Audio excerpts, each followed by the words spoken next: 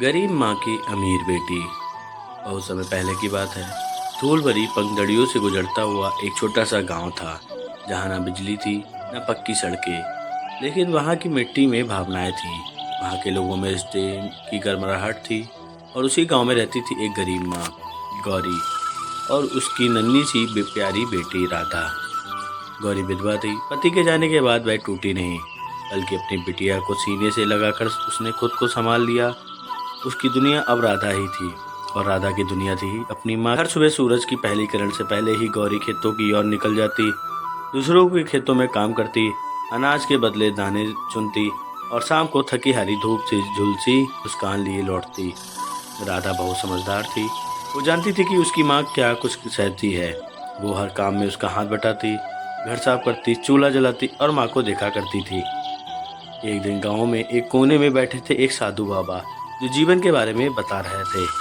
बाबा बोले, जो माँ की सेवा करेगा और सच्चे मन से मेहनत करेगा, उसका भाग्य खुद उसके कदम चूमेगा। राधा उन शब्दों को बस सुन नहीं रही थी, वो उन्हें अपने दिल में बसा रही थी। उस दिन से उसका जीवन बदल गया। वो पढ़ाई में और मन लगाने लगी। गांव के मास्टर जी ने उसकी लगन देखकर उसे बिना फीस पढ़ना शुरू कर दिया। कुछ साल बीते, राधा गांव की सबसे होशियार लड़की बन गई। एक दिन शहर से एक सरकारी अफसर आया, जो ग्रामीण प्रतिभाओं की खोज कर रहा था।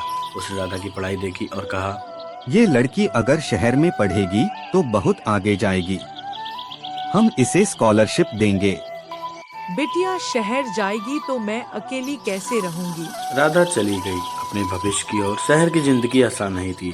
ऊंची ऊंची इमारतें, अंग्रेजी बोलने वाले लोग, आधुनिक दुनिया। लेकिन राधा डरी नहीं। धीरे धीरे उसने पढ़ाई पूरी की और एक मल्टीनेशनल कंपनी में जॉब पा ली। अब राधा एक सफल, आत्मनिर्भर और अमीर लड़की बन चुकी थी। एक दिन राधा की मुलाकात एक अमीर बिजनेसमैन के बेटे आर्यन से हुई।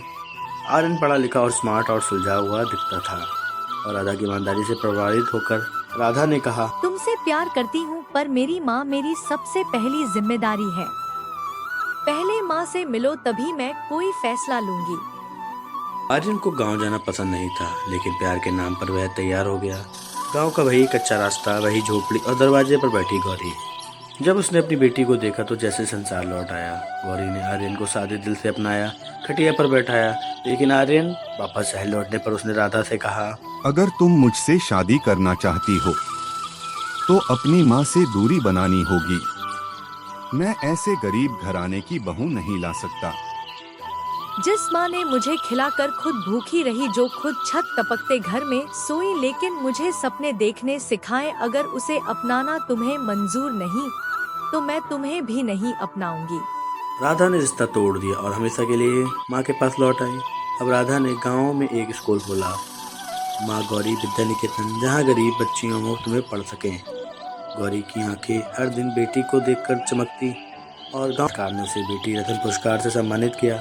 अखबार में उसकी तस्वीरें छपी, गरीब माँ की अमीर बेटी। कुछ सालों में गांव के बीचों बीच एक सुंदर कोठी बनी, जिसमें राधा और उसकी माँ साथ रहती थी। दोस्तों, इस कहानी से हमें ये सीख मिलती है कि असली अमीरी पैसों से नहीं, रिश्तों से होती है। माँ की ममता में बड़ी कोई संपत्ति नहीं, और जो अपने संस्कारों को नहीं भूलता वही सच्चा हीरो होता है। ऐसे ही कहानी देखने के लिए हमारे चैनल को सब्सक्राइब कर लें और बेल आइकन दबाना ना भूलें।